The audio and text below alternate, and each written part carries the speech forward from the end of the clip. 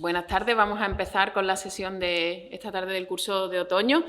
Bienvenidos todos, una tarde más de lunes, gracias por estar aquí. Y bueno, comenzamos hoy con una conferencia en la que nos vamos a ir hacia el cine, ¿verdad? Todas estas tardes hemos estado hablando sobre la influencia de la generación del 27 y las relaciones entre el 27 y otras artes o otras literaturas, ¿verdad? Y hoy nos vamos a ir al cine. Y tenemos la suerte, la grandísima fortuna de contar con Miguel Marías para eso y además justo en la semana en la que presenta un libro precisamente sobre Buñuel.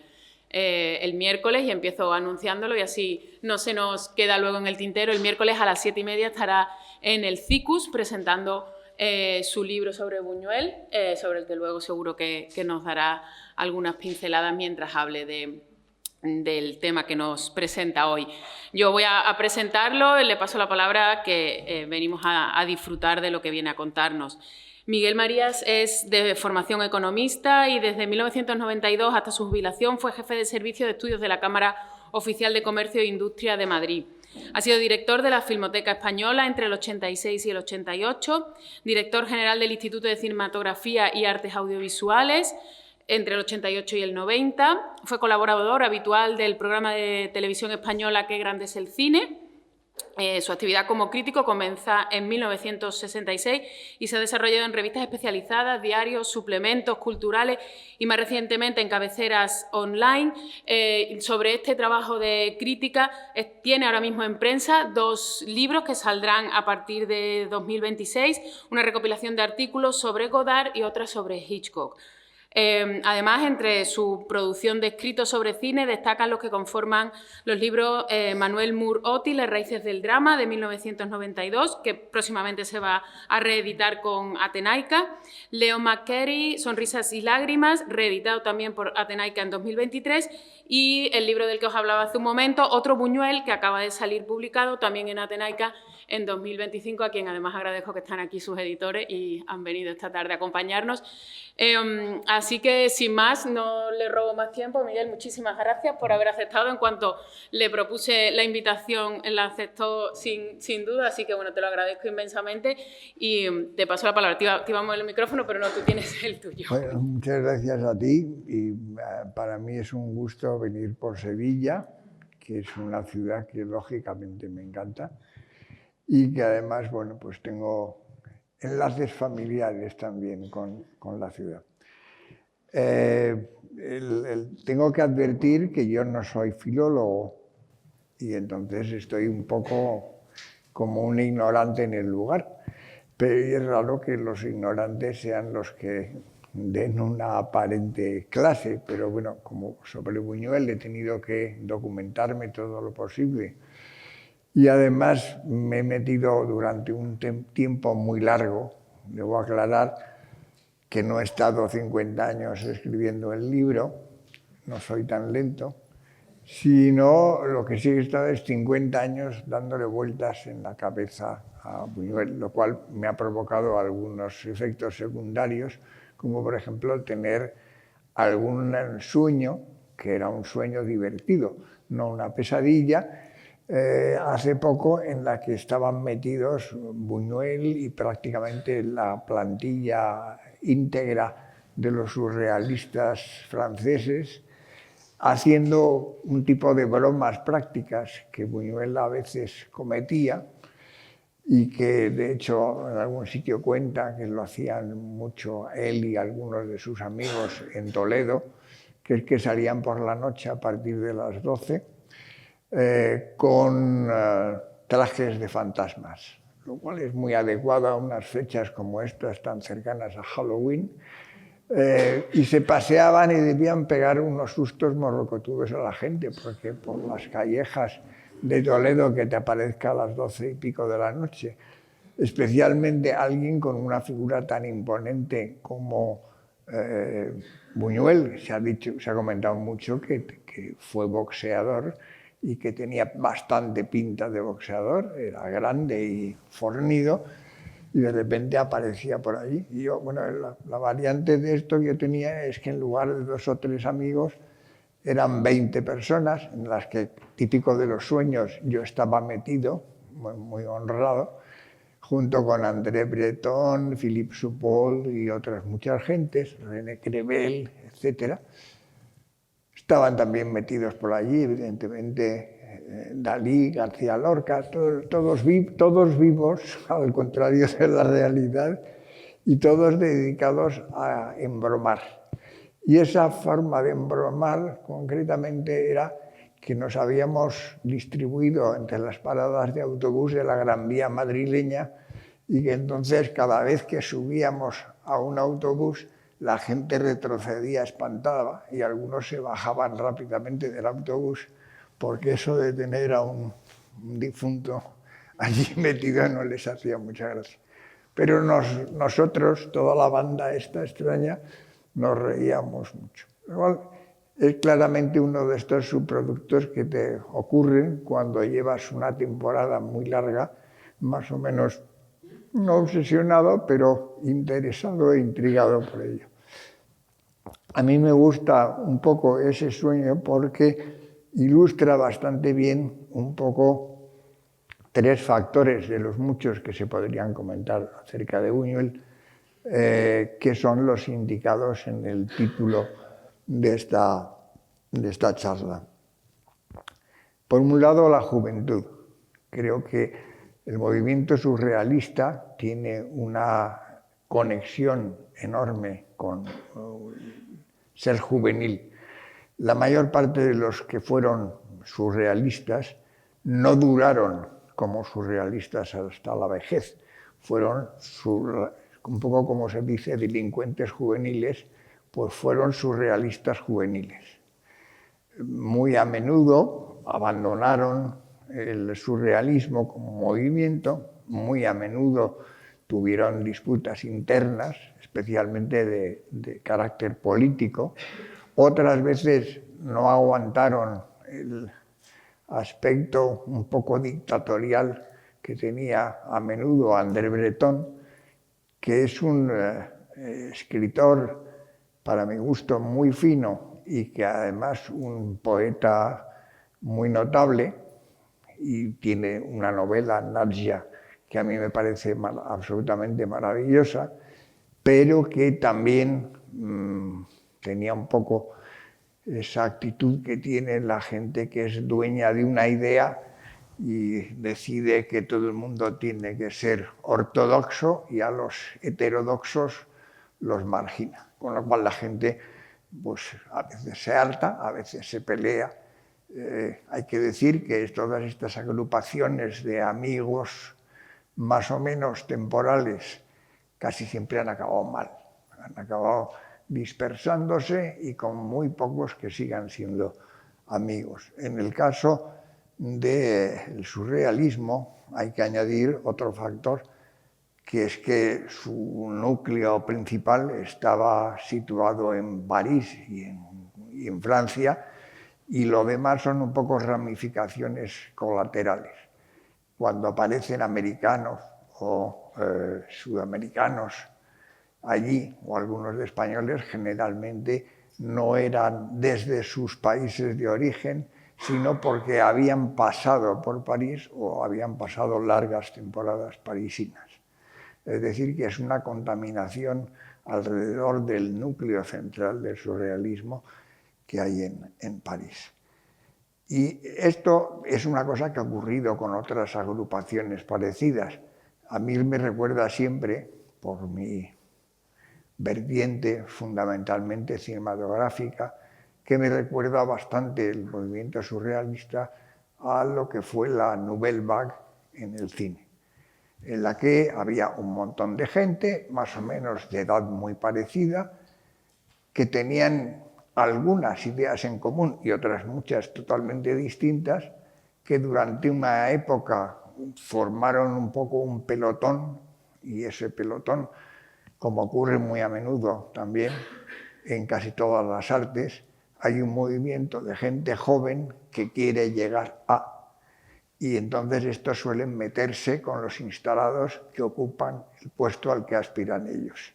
Entonces, generalmente suelen ser muy injustos, porque hacen una especie de campaña demostrando que la vieja ola o los que había antes, o los académicos, o considerar académicos a los que no lo eran, pero no tenían nada que ver con el surrealismo, pues eran cosa pasada, cosa antigua, cosa convencional, cosa conformista.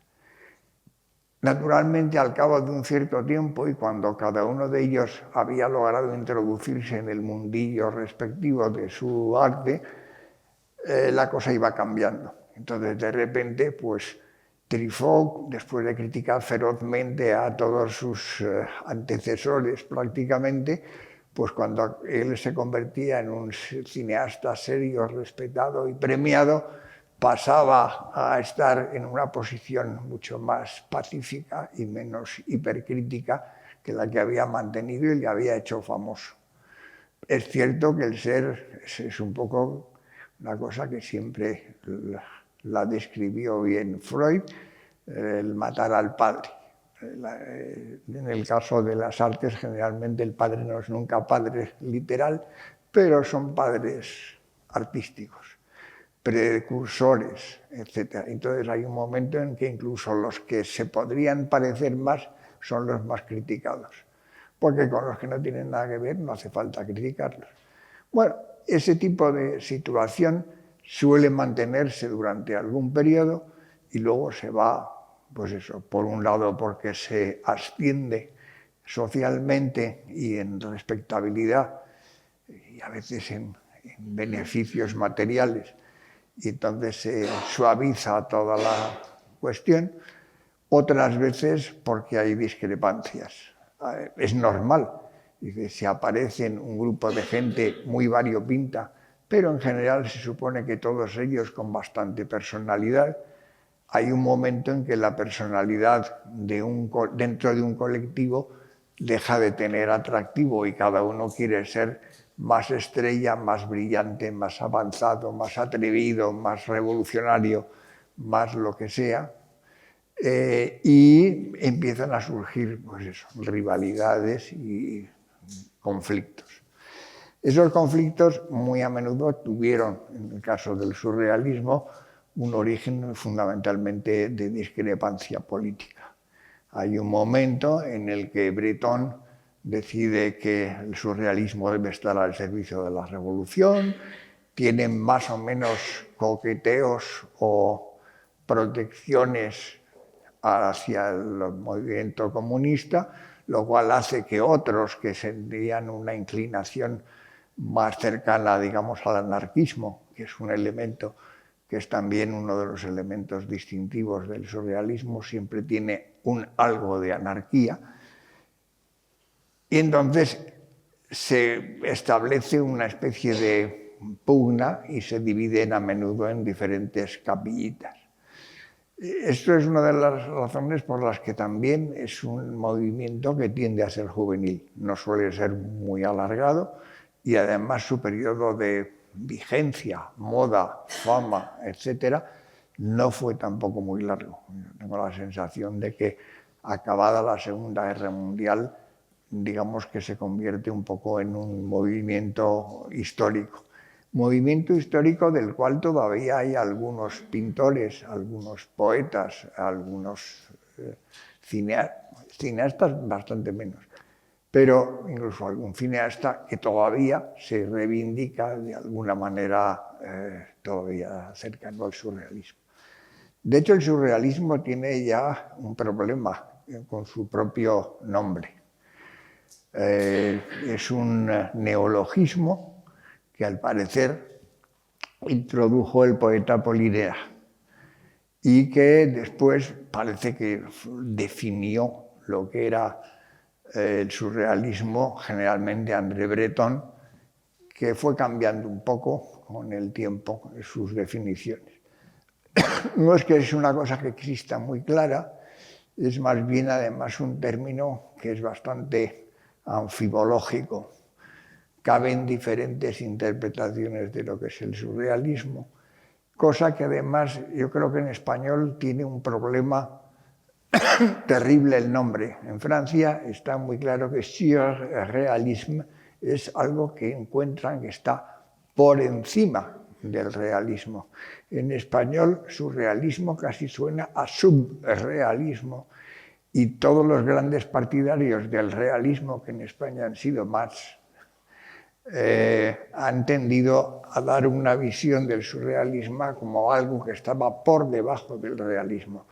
No digamos en la época que era de triunfo o de idealización del realismo socialista o del realismo social, y entonces naturalmente esto eran frivolidades y más o menos locuras excéntricas de una cuadrilla de intelectuales y artistas parisinos.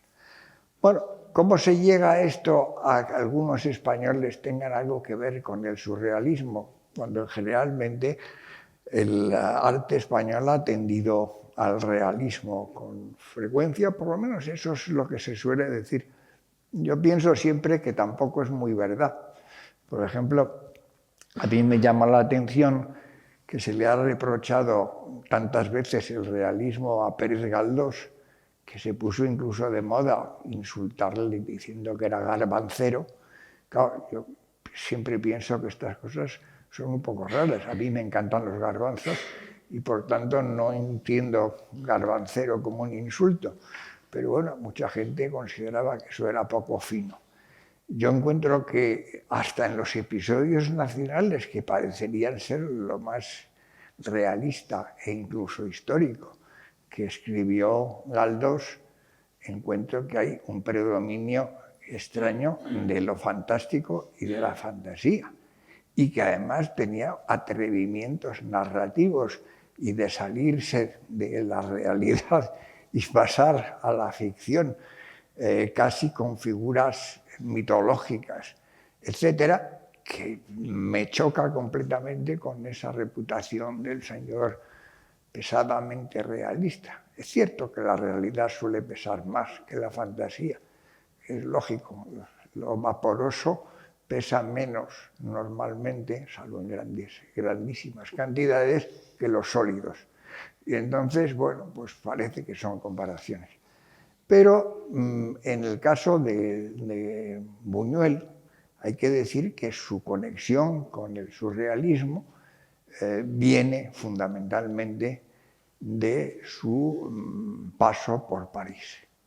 Allí conoce a una serie de gente con la que sin duda sintió afinidad no muy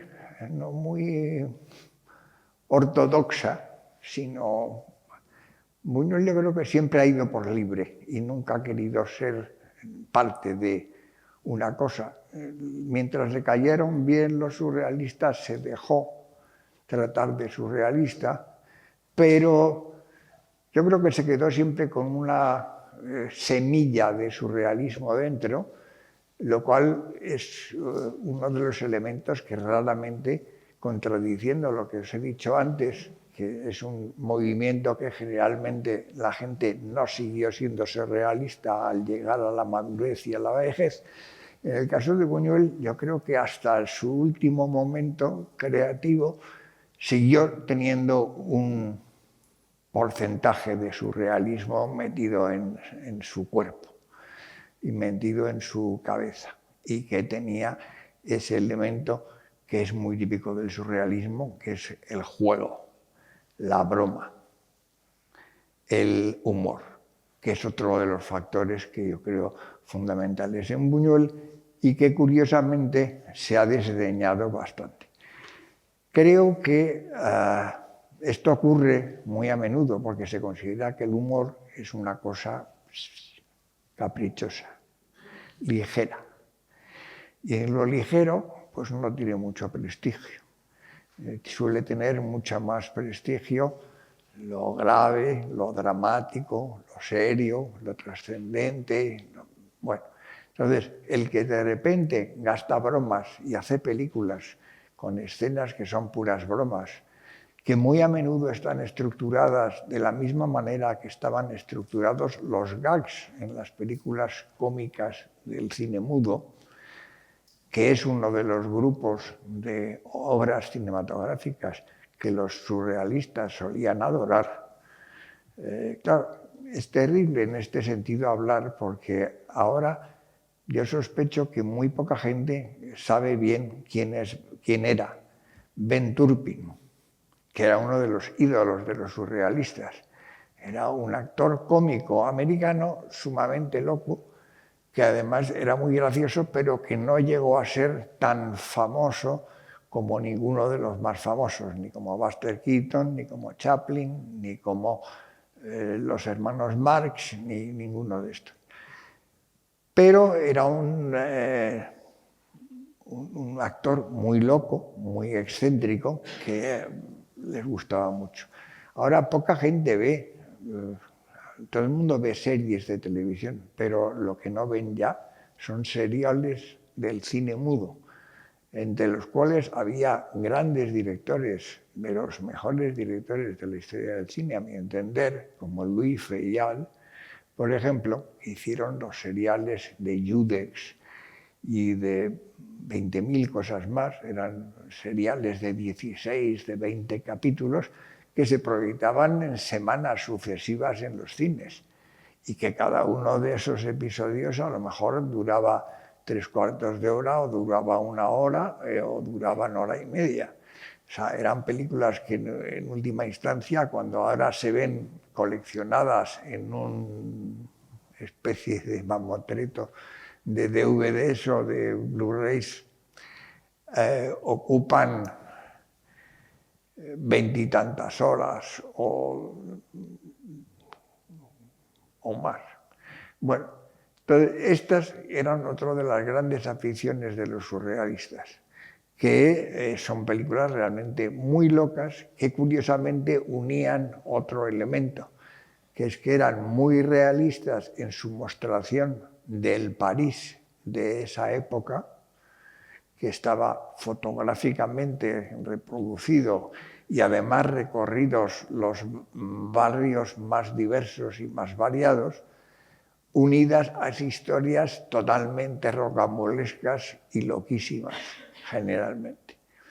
Y con unos actores que a menudo se salían, digamos, de los tópicos de las estrellas cinematográficas de la época. Con lo cual eran unas películas un poco fuera de lo común, que al final eran larguísimas, que al final eran muy locas narrativamente también, porque pegaban unos saltos en el tiempo y no sé qué, y volvían, eran, digamos, narraciones llenas de meandros, como los ríos más retorcidos y más largos, y que los surrealistas acudían en masa a verlas, porque ahí encontraban un poco la mezcla de todas las cosas que les gustaban y que adoraban. Y eran además películas con un sentido plástico increíble. Yo creo que hay muchas veces que cuando se ven esas películas ahora, uno de repente empieza a acordarse de ciertos cuadros de Quirico, de ciertos elementos de los cuadros de Dalí y de los cuadros, digamos, de los cuadros de Max Ernst, Marcel Duchamp y otra múltiple gente, que más o menos hay que decir que no todos estos eran surrealistas ni eran surrealistas todo el rato. Digamos, la mayoría eran gente que algo próxima al surrealismo y que durante unos momentos o unas temporadas picotearon dentro del surrealismo. Que algunos, como os decía antes, se cansaron un poco de la majestad de Breton. Si se leen los manifiestos del surrealismo, se aprecia ciertos cambios que se producen de un manifiesto a otro, pese a lo cual yo pienso que el primer manifiesto es el que tiene más miga y el que tiene mayor belleza poética en algún sentido. O sea, yo creo que Breton era un tipo muy valioso en sí mismo, pero probablemente un poco insoportable en la vida cotidiana. Y sus propios admiradores creo que llegaban a menudo a pelearse con él. Es un poco, de nuevo, parecido a lo que se ha visto que ha ocurrido también con la gente de la Nouvelle Vague, que unos eran más izquierdistas, otros más derechistas, unos eran más católicos, otros eran más protestantes, otros eran no sé qué. Y naturalmente esta gente que en algún momento se tomaron como un bloque, todos estaban de acuerdo en contra de lo anterior. Pero una vez que ellos empezaron a instalarse, ya empezaron un poco la guerrilla unos contra otros, etc. Y los que fueron, es una cosa que siempre da mucha pena, cuando se ve gente que fue muy amiga o por lo menos compañera y que juntos hacían un poco más o menos lo mismo y que se apoyaban unos a otros.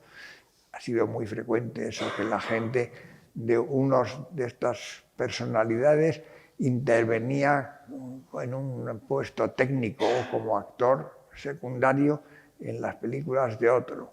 Y uno colaboraba con el otro y uno le dejaba al otro sus modelos para pintar los cuadros o algo por el estilo. Uno se inspiraba o citaba las poesías del otro. Todo ese movimiento siempre acaba uno con una cierta sensación de desencanto y de tristeza, diciendo, bueno, estos que eran tan amigos se llevaban tan bien y se admiraban tanto, y luego al final acabaron en algunos casos peleándose. Y en otros simplemente alejándose, distanciándose, de una manera mayor o menor, más tajante, menos tajante. Esto, la verdad, es un elemento que yo creo que tiene muchísimo que ver con el fenómeno que se ha discutido siempre mucho de las generaciones. Yo creo que se ha exagerado un poco en el uso, casi diría el multiuso, del término generación. Porque las generaciones siempre han sido, creo yo, por lo menos como a mí me llegaron, que me llegaron un poco a través de la idea que tenía de las generaciones Ortega, y que, por tanto, tanto mi padre como mi madre la continuaron, era un término que tenía cierta flexibilidad, es decir, que se refería a un grupo de gente bastante amplia, que dentro de cada generación había como dos fases, una que era la fase ascendente y otra la descendente, que normalmente había muchas conexiones entre la parte ascendente de la generación con la anterior y la parte descendente de la misma generación con la siguiente generación, con lo cual había en el fondo una posible continuidad de unas con otras y elementos que podían estar en común. Y también es cierto que no es lo mismo en cada arte. Por ejemplo, las diferentes generaciones que se establecían dentro de la literatura no tenían nada que ver, para mi gusto, cuando intentabas transponerlas al cine. En el cine es completamente diferente, porque el cine tiene una serie de factores que no tiene la literatura, como son el tecnológico, los avances técnicos en el cine, que pueden marcar una ruptura muy fuerte, como por ejemplo la hubo entre el cine mudo y el cine sonoro, como luego en menor escala la fue habiendo con la variación del formato de la pantalla, como la hubo con la introducción y prácticamente desaparición del blanco y negro, de la introducción del color.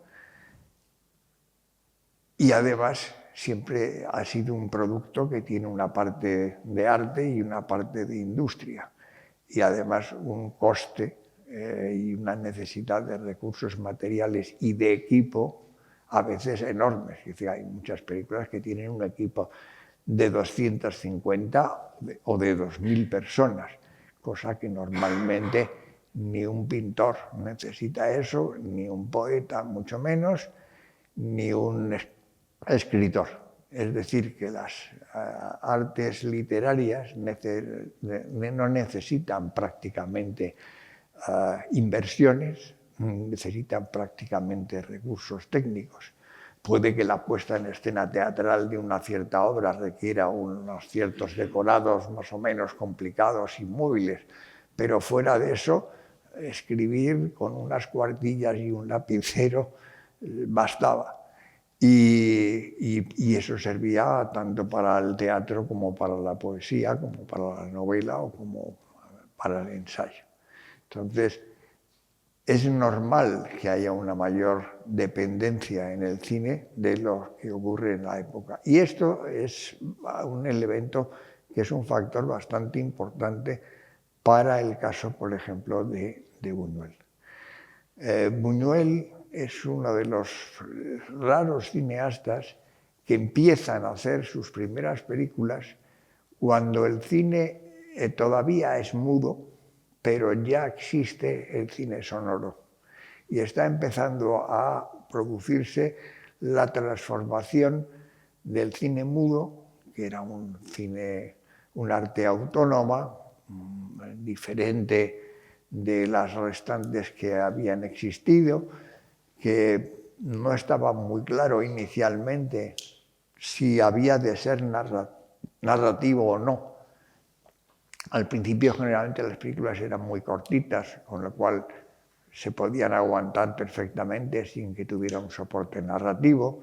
Hay un momento en el que al irse alargando las películas, digamos que el primer largometraje más o menos ocurre hacia 1914 y a partir de ese momento ya la gente no aguanta una película que no tenga un argumento más o menos lineal, más o menos narrativo, porque es prolongar mucho la incertidumbre. Buñuel, su primera película, Un chien andaluz, un perro andaluz, que no se ve por qué se llama así. Hay que decir que es una película en la que no se ven perros y menos aún andaluces. Pero no sé por qué exactamente le salió ese nombre y que tuvo un éxito enorme. Yo creo que en gran parte lo tiene porque es un cortometraje.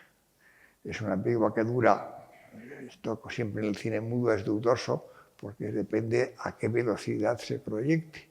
Y muy a menudo se han proyectado mal las películas mudas, unas veces demasiado deprisa y otras veces demasiado lentamente. Cuando las proyectan lentamente suelen resultar insoportables y cuando se proyectan aceleradas suelen resultar involuntariamente e injustamente cómicas.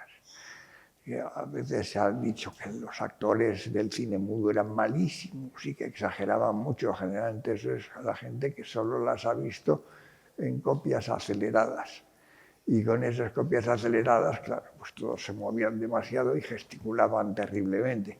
Cuando se logra ver eso a la velocidad adecuada, se ve que había actores absolutamente fantásticos y sobrios, sobre todo muy sobrios, en todo el cine mudo. Entonces, Buñuel tiene en común con Manuel de Oliveira, que probablemente es el mayor cineasta nacido en Portugal hasta la fecha, que ocuparía, por tanto, un lugar muy paralelo al de Buñuel en España, con la diferencia fundamental que Oliveira hizo casi todo su cine, prácticamente todo, en Portugal, y en cambio Buñuel no hizo casi nada en España, sino que tuvo que hacerlo fuera. Pero los dos empezaron a hacer cine en el momento en el que, como os decía antes, el cine sonoro ya existía, pero todavía se hacía cine mudo. Hay que decir que el éxito que tuvo el cine sonoro fulminantemente en el mismo año 27 y en el 28 acabó con el cine mudo. Para mí es una desdicha. A mí me hubiera gustado que las cosas ocurrieran más lentamente y que hubiera sido una posibilidad que alguien hiciera en cualquier momento películas mudas, que fuera una opción posible. Que lo mismo que entre los pintores hay gente que puede hacer acuarelas y otros que pueden hacer óleos y otros que pueden hacer con otros materiales, con otros soportes y con diferentes lienzos o equivalentes de los lienzos, que con el cine hubiera sido posible hacer películas luego en blanco y negro, que ahora es prácticamente un imposible, y que se pudieran hacer, que según cada historia, el tono que se le quiera dar a esa historia, se pudiera elegir. Pero el éxito fue tan fulminante que además acarreó un cambio enorme en el coste de producción, es decir, una película sonora del mismo longitud con la misma historia, era muchísimo más cara y requería unos estado de la técnica que ya no lo tenían todos los países. Una cosa, por ejemplo, que es muy llamativa, que cuando se ve una de las primeras películas que se conservan, cubanas, o de cualquier otro país que no se considera un gran productor de cine, uno descubre que había películas que eran auténticas obras maestras, comparables con las francesas, las alemanas, las italianas o las norteamericanas, en muchos países que luego han sido pues, secundarios o incluso subdesarrollados cinematográficamente. Ese elemento de que de repente hacía falta unos costes mayores, unos cuidados mayores, unas cámaras diferentes, sobre todo se multiplicaba en los países en los que había muchas salas de cine, porque había que modificar también las salas de cine para que proyectaran películas sonoras. Como detalle anecdótico, pero que nadie parece recordar, cuando estalló la guerra civil, todavía en Madrid se ponían películas mudas en bastantes cines. Cosa que habían pasado ya prácticamente 10 años desde que había irrumpido el sonoro. Y hay muchos países, como el Japón, que era uno de los mayores productores de cine, que hasta el año 35, más o menos, el cine siguió siendo prácticamente, en general, mudo. Entonces, hubo tal éxito que de repente abandonaron el e incluso se hizo una cosa que unas veces no resultó mal del todo y otras veces fue catastrófico, películas rodadas en mudo y pensando que iba a ser muda, al final pararlas, sonorizarlas en general bastante mal y parcialmente y convertirlas en películas pseudosonoras o parcialmente mudas, parcialmente sonoras. Mezcla que nunca dio buen resultado. Hay algunas de las últimas películas mudas que cuando ya los cineastas mudos sabían que el cine mudo acababa, tienen un elemento de canto del cisne realmente increíble, porque yo creo que en los años 27, 28, 29, 30, incluso algunas del 31, yo creo que se hicieron las mejores películas mudas de toda la historia, por lo menos entre las que han sobrevivido de alguna manera. No sabemos si hay entre la multitud de películas perdidas que han desaparecido por completo. ¿Por qué? ¿Por qué desaparecieron? Porque ya no tenían ningún valor comercial y no pensaban nunca que se iban a volver a reciclar y volverlas a poner en circulación, ni a restaurarlas ni nada por el estilo. Se prefería además, en todo caso, si habían tenido mucho éxito, hacer remakes, es decir, hacer nuevas versiones, generalmente más largas que las anteriores. Eso de repente acabó con el cine mudo, pero también dio al cine mudo sus muestras más maravillosas. Por ejemplo, Murnau, que era uno de los mayores cineastas del periodo mudo, bueno, y del periodo mudo y de cualquier otro periodo, dicho sea de paso, se murió en el año 31, justo después de haber terminado de hacer Tabú.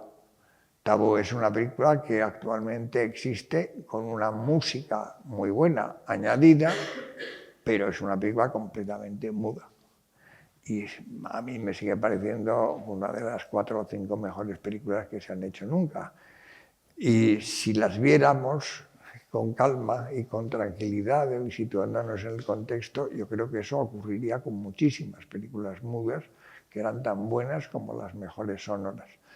Pero, de hecho, a gente como Oliveira y como a Buñuel les pilló un momento que es un momento, pienso siempre, muy terrible. Hay gente que llega tarde y cuando ya no va a poder hacer lo que quería hacer, porque en su caso, igualmente en el de Buñuel, eran gente que lo que se habían hecho era fanáticos del cine, viendo las películas anteriores, que todas las que estaban viendo eran mudas.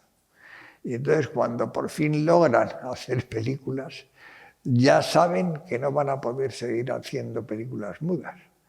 Y en el caso de Buñuel, pues la primera es muda, la segunda, que es ya un largometraje, es un largometraje bastante corto, pero largometraje, es una película que también es prácticamente muda, tiene alguna escena con un poquito de diálogo y tiene cierta utilización superpuesta de la música, pero no es totalmente.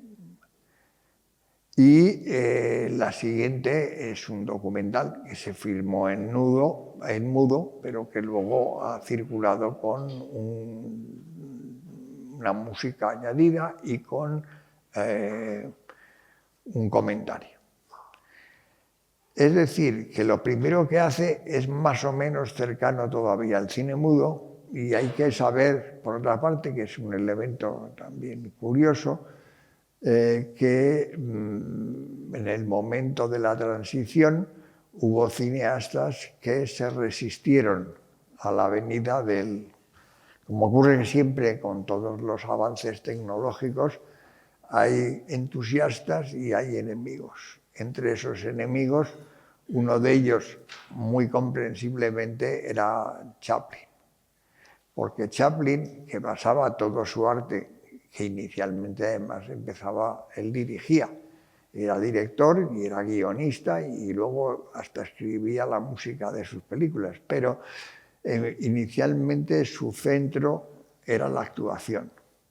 Y la actuación era una actuación de mímica, era una especie de mimo en la que naturalmente si llega el sonido se ha encargado la base de tu forma de actuación y por tanto retrasó todo lo que pudo y pudo bastante porque era muy rico y tenía mucho dinero y podía decidir estarse años y años sin acabar una película y rehacerla en parte si los detalles cómicos no resultaban tan divertidos como él creía. Y estuvo retrasando en realidad su primera película verdaderamente sonora es de 1940, o sea que es uno de los que se resistieron más a la llegada al cine. Curiosamente, luego, muy rápidamente, le acusaron de que se hablaba demasiado en sus películas. Por ejemplo, supongo que casi todo el mundo conocerá Candilejas, y es una película en la que se habla muchísimo, y para mi gusto muy bien, pero ya le reprocharon que había hecho traición al cine mudo y que ahora no paraban de hablar los personajes. Bueno, la verdad es que siempre, si a uno no le reprochan una cosa, le pueden reprochar la contraria. Cambie uno o no cambie uno en el camino. Pero no fue el único. Esto pasó con varios de los cineastas rusos que basaban mucho su forma de narrar en el montaje, y el montaje en el sonoro no tiene nada que ver con el montaje en el mudo. En el mudo hay que hablar muchas veces metafóricamente y introduciendo planos que no son realmente necesarios en una narración sonora, sino que tienes que sustituir eso que se dice en los diálogos con un esquema muy brevecito en los rótulos escritos y en parte con los gestos o con la introducción de planos que no tienen gran relación. El típico plano que hay de este tipo de cosas es que para dar a entender que una mujer está prisionera en una jaula de oro por un amante o un príncipe o un rey o lo que sea, pues te sale de repente un plano de una jaula con un pajarito dentro. Bueno, eso es, os pongo un ejemplo de los más elementales, que alguno hay de ese nivel, pero los hay también más sutiles, pero no menos metafóricos. Es decir, que la forma de narrar cambia enormemente al pasar de una cosa a otra. En el caso de Buñuel, yo creo que hay un factor que le es determinante para toda su carrera. Él tiene esa especie de temporada larga en París, en la que además de ver muchas películas y de hacerse amigo de parte del grupo surrealista, empieza a ser ayudante de dirección e intervenir en películas, por ejemplo, de Jean Epstein, que era un cineasta francés del mudo, muy bueno, muy interesante, hoy muy poco conocido y muy poco recordado. Inmediatamente después empezó también a escribir, hacía críticas. Por ejemplo, él era un gran admirador de Fritz Lang y, por ejemplo, varias veces lo dijo, no sabemos nunca si eso será una exageración, pero no me parece improbable, que hay una película de Fritz Lang que se llama Las tres luces. También hay otro nombre que la traducción española, pero es una historia bastante compleja, más o menos mágica, del año 21, si no recuerdo mal, que le influyó muchísimo y que fue una de las cosas que le animaron a hacer películas. Después, en el año 28, 29 es cuando parece que está acabada la película, por lo menos cuando se empezó a ver la película, hace El perro andaluz. El perro andaluz es una película como muy minoritaria y marginal. Yo creo que en España no se estrenó comercialmente nunca. Se veía en sitios de estos como la Sociedad de Filmología, equivalente a especie de cineclubs en los que se estrenaban películas no comerciales, un poco marginales. Se solían estrenar allí también las películas rusas que probablemente la censura no autorizaba, pero que algunos lograban colarlas y la veían en grupos minoritarios. Inmediatamente se hizo una especie de capilla de admiradores minoritarios y más o menos artísticos, interesados, intelectuales. La siguiente película suya es una especie de versión alargada de la otra, La Edad de Oro, L'Âge d'Or, que es también totalmente francesa y financiada por unos aristócratas que muy a menudo actuaban como mecenas y que apoyaron otras películas más o menos vanguardistas de la época y gracias a las cuales pudo hacer una película tan libre y tan provocadora que en general se prohibió en casi todos los países. En Francia misma fue retirada de las salas, hubo manifestaciones de la extrema derecha en contra de la película. Son de esas películas que de repente es una escena que a mí me parece inimaginable, pero se ha ocurrido bastantes veces, de gente que tiraba tinteros llenos de tinta a la pantalla de los cines y cosas de ese tipo, que rompían las butacas de las salas cinematográficas, cosas de ese tipo, cosa que el último caso que yo recuerde es la regla del juego de Jean Renoir, que cuando la ve uno se queda uno anonadado, dice, ¿y por qué pudo esta película molestar tanto a nadie? Bueno, pues a veces entran corrientes de locura. Y digamos que Buñuel fue víctima y premiado al mismo tiempo de ese gran escándalo. Desde luego es una película que ingresó en la historia del cine lo mismo que la primera inmediatamente. Lo malo del asunto es que todavía sigue prohibida en algunos sitios y en los que no está prohibida ya tampoco se muestra mucho. O sea, que no son películas muy fáciles de ver. El perro andaluz sí es fácil de ver, aunque yo tengo la sensación de que de la muchísima gente que la ha visto, la mayoría no han visto el plano más impresionante de la película. Porque lo he visto a veces mirando en alguna proyección, todo el mundo estaba con los ojos cerrados. Porque es una cosa en la que no ocurre nada tan terrible, pero es algo que se interpreta como algo muy terrible. Pues tuvo la idea, y hay que, para tranquilidad de los amantes de los animales, parece que utilizó un ojo de una vaca muerta. Pero lo que vemos es el arranque de la película, la verdad es que es bastante fascinante. Vemos a Buñuel, que se asoma a un balcón y de repente saca una cuchilla de afeitar y con esa cuchilla de afeitar corta un ojo de alguien. Y todo el mundo cierra los ojos en el momento ese, con ese ataque al aparato con el que se está viendo la película. Y normalmente la gente es muy sensible en el cine, por lo menos en el cine, a las cosas terribles que le pasan a los ojos. He visto que pasaba casi lo mismo también con un plano de una operación de un ojo en Hiroshima Mon Amour de Resnais, que también la gente se quedaba sobrecogida.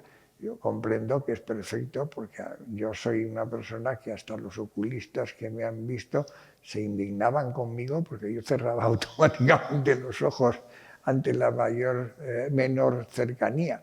O sea, hay un instinto que es difícil de controlar. Yo les digo, pero es que no lo puedo resistir, no es un asunto voluntario, no es que yo cierre los ojos, mi ojo se cierra. Bueno, pues ese factor, que en la película de Buñuel he conseguido verlo muchas veces, sin embargo casi nadie lo aguanta. La otra sigue siendo una película que se sitúa en los márgenes, digamos, de la normalidad cinematográfica, no tiene nada que ver con el cine corriente. Yo una vez escribí que sería bueno que en los cines, en lugar de ponerse como se ponía obligatoriamente el nodo, se pusiera el perro andaluz delante de todas las películas, lo cual tendría por efecto que despertara mucho al público de los cines y probablemente que hiciera mucho daño a la película que iba a continuación, porque parecería algo, una cosa mojigata y blanducha. Pero hay que decir que El perro andaluz y también L'Âge d'Or son películas que son más bien divertidas. Son películas construidas a base de gags y tienen cosas de broma y tienen cosas muy graciosas. Son un poco, diríamos, una palabra que ya no se usa, son travesuras, creo yo.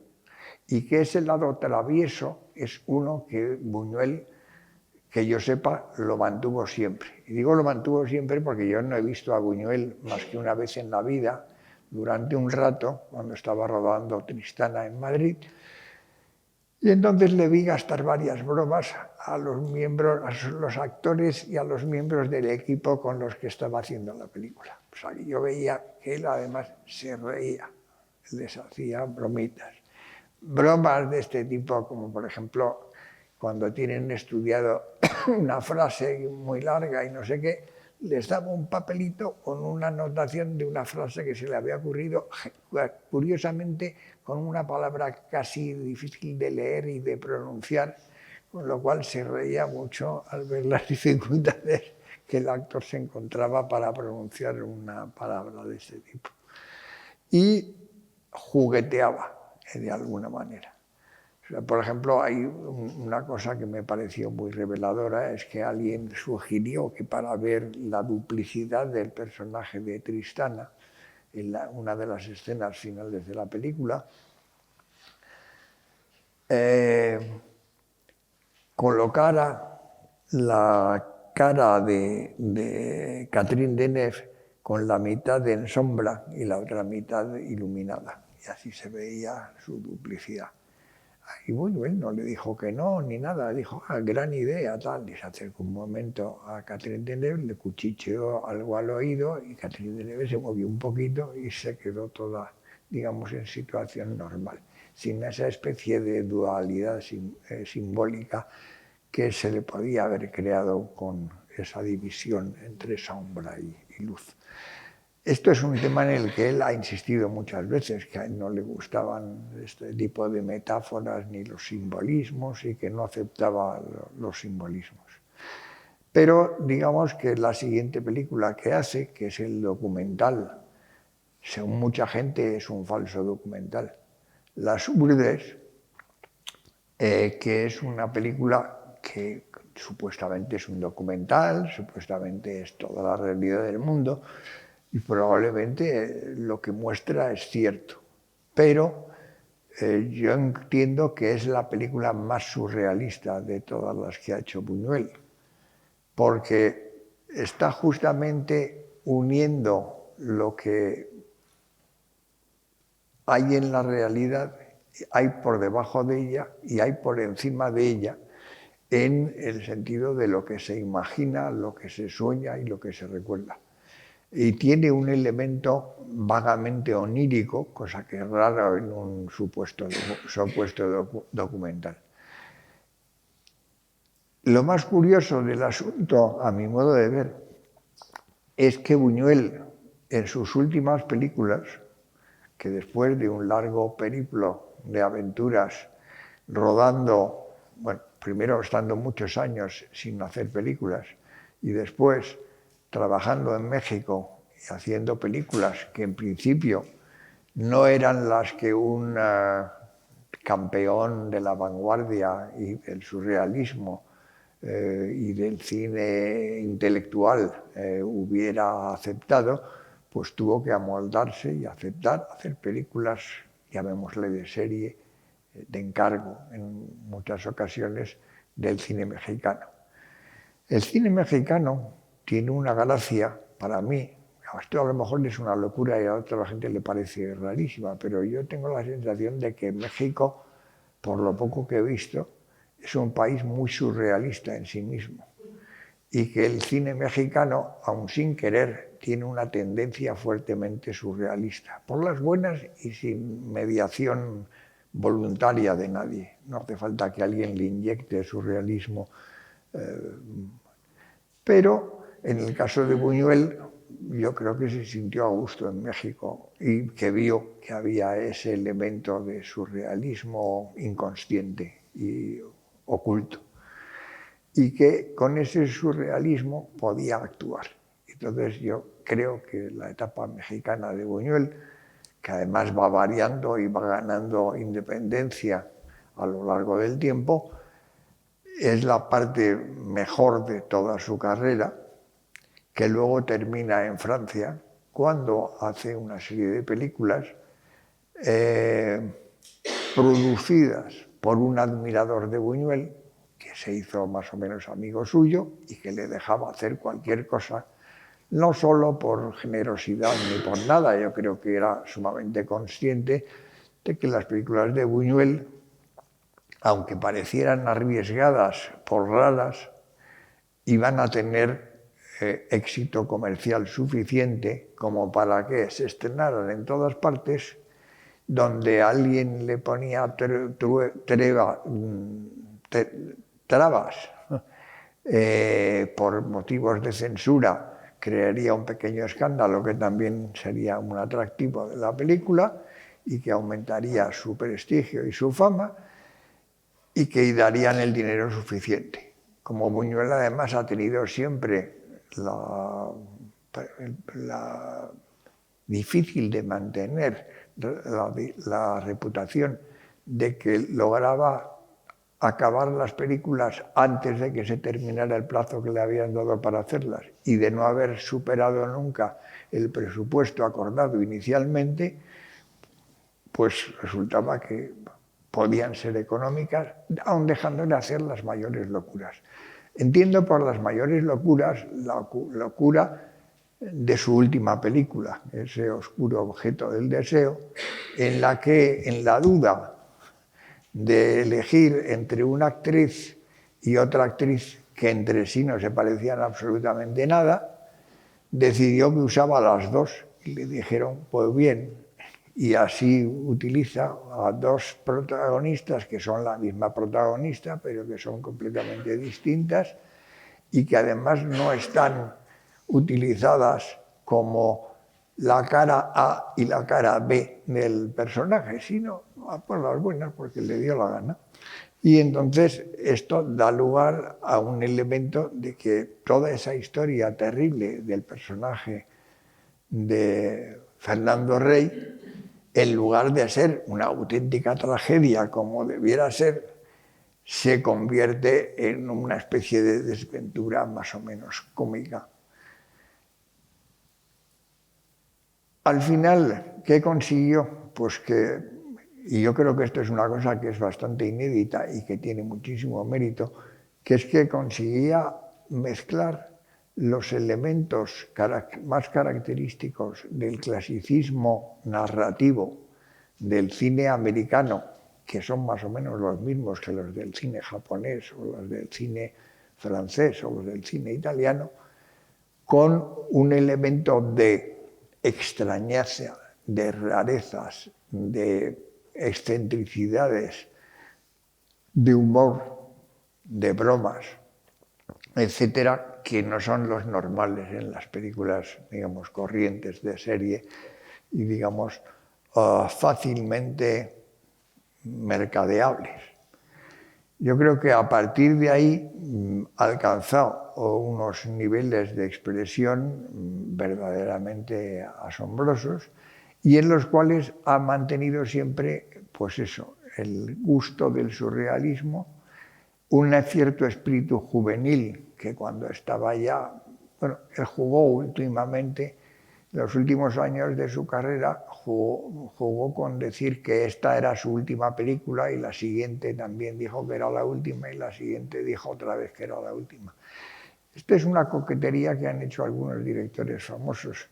Lo hizo también Bergman, por ejemplo, pero en el caso de Bergman, si se quiere, hizo películas que eran, desde el punto de vista de producción, menores, porque eran generalmente películas hechas para la televisión, lo cual no quiere decir que fueran menores de calidad, podían ser igualmente buenas que las mejores, pero en el caso de Buñuel eran películas, digamos, de producción más o menos elevada y con actores más o menos famosos, conocidos, caros y teóricamente al menos más comerciales.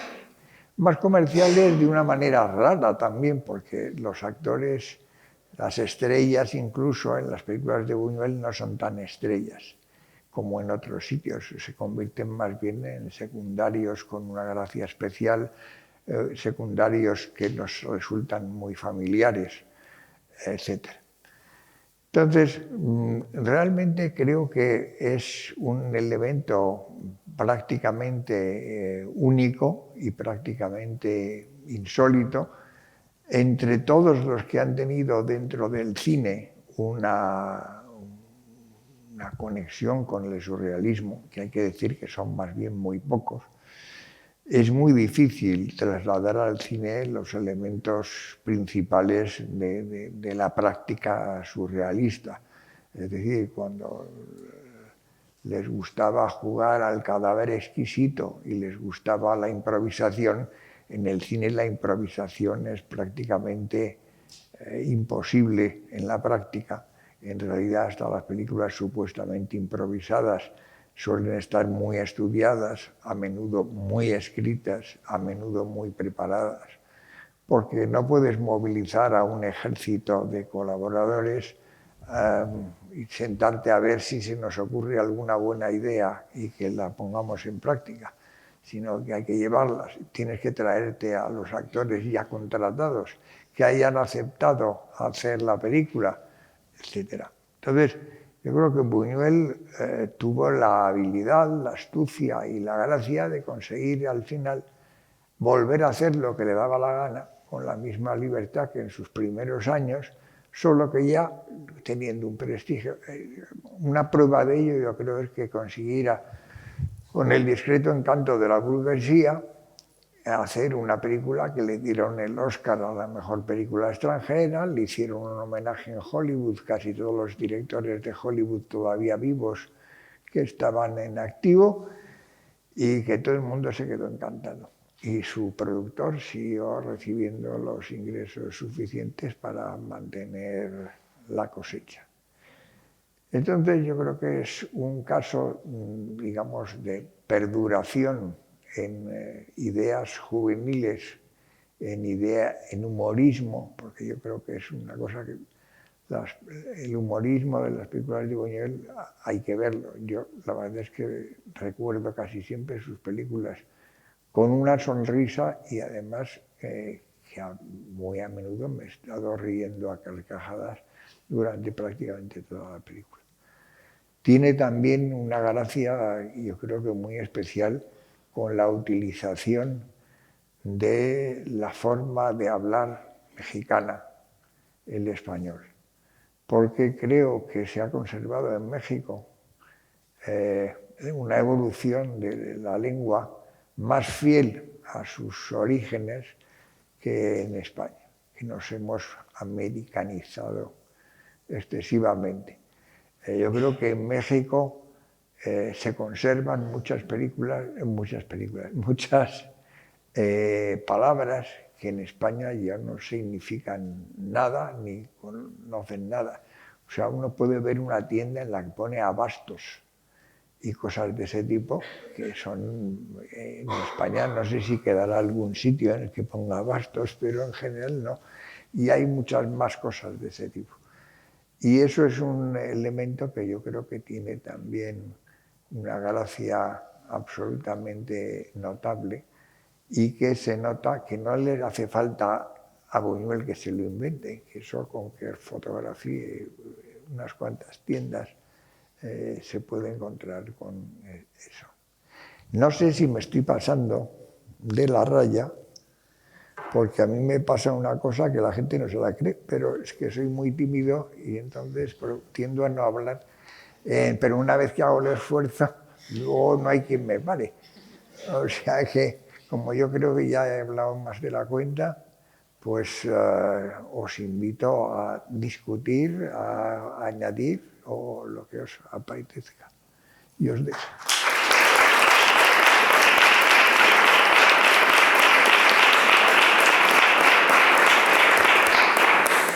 Pues muchísimas gracias, Miguel, pero hemos ido en tiempo en lo que habíamos hablado, así que perfecto, nada, ni muchísimo menos. Y efectivamente, como él está proponiendo, podemos abrir un rato de debate que tenemos. Quien quiera cualquier comentario, cualquier pregunta, es el momento.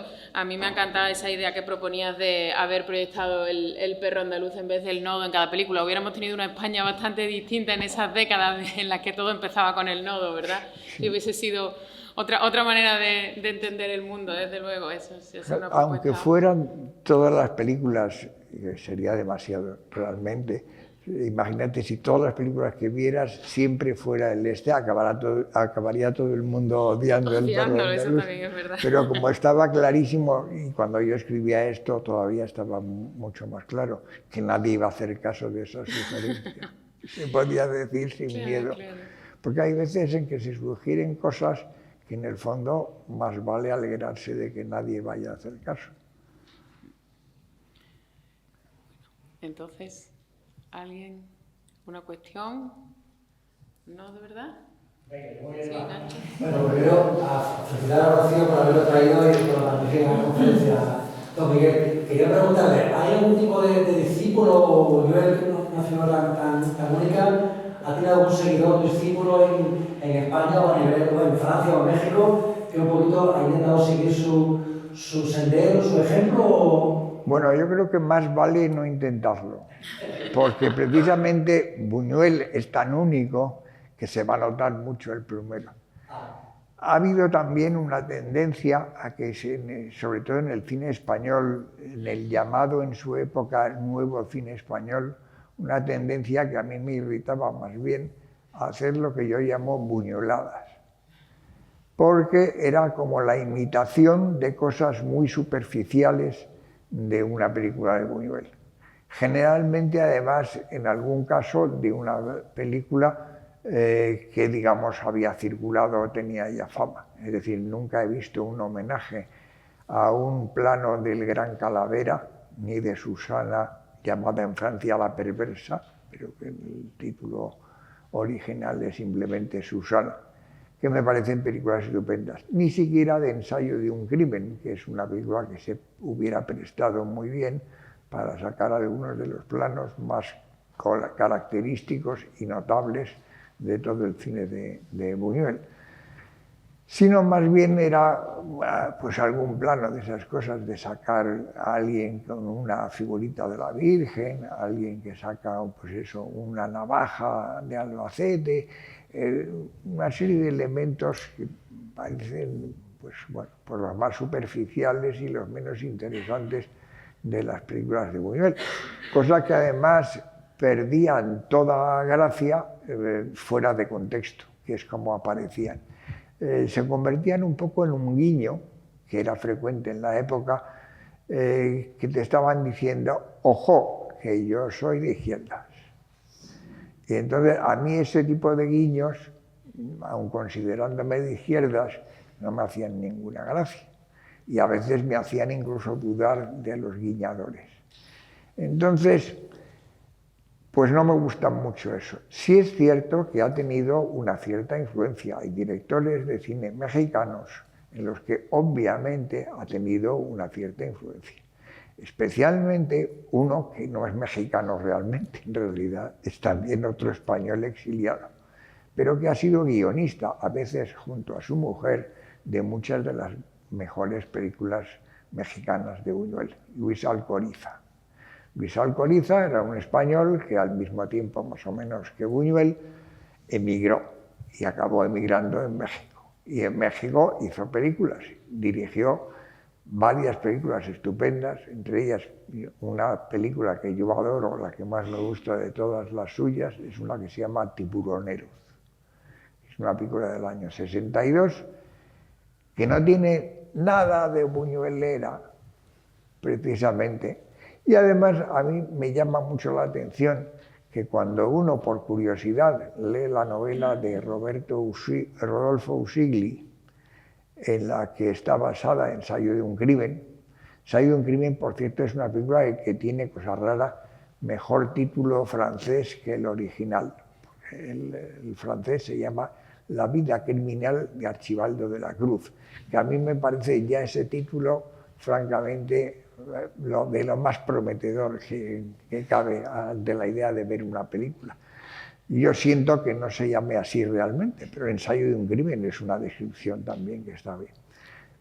Y es una novela, es la única que escribió Usigli, pero está muy bien. Pero llevado por la curiosidad, me agencié un ejemplar y me la leí. Y mi asombro fue terrible, porque encontré que, siendo una película que era fiel a buena parte de la novela, en la novela todo lo que había más buñueliano había sido tachado, desaparecido completamente. O sea, que no cogió esa especie de cosa que debe dar como un cierto cosquilleo, que ves, anda, este me admira porque saca esto que me lo está copiando, me digo, qué barbaridad, si la cantidad de ideas que me debe este muchacho, pues no. Decir yo, no, pues esto yo ya lo he hecho y no sé qué, o ya lo he indicado otras veces, ya lo he hecho más suavemente, me gusta más como está en otra escena que es más sutil, y lo lanzo.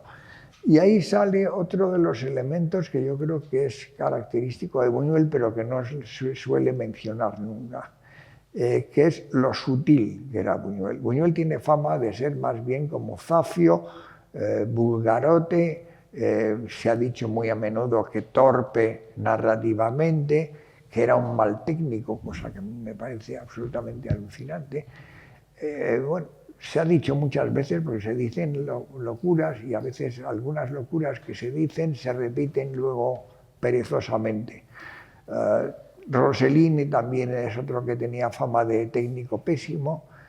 Jean Renoir también la ha tenido durante épocas. Bueno, y pues si estos tres son malos técnicos, pues bueno, vivan los malos técnicos.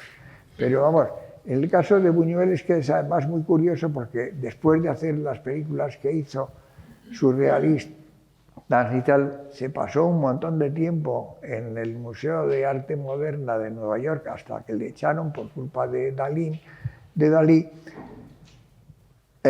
haciendo montajes y remontajes de películas, que a mí me gustaría mucho alguna vez detectarlas si es que existen todavía. Creo que hizo un remontaje de El acorazado de Potemkin y un remontaje de alguna película nazi, cosa en la que yo creo que debió dedicarse a estudiar cómo mediante pequeños cambios o cambios en el orden de un plano frente a otro, estabas cambiando el sentido de la esta.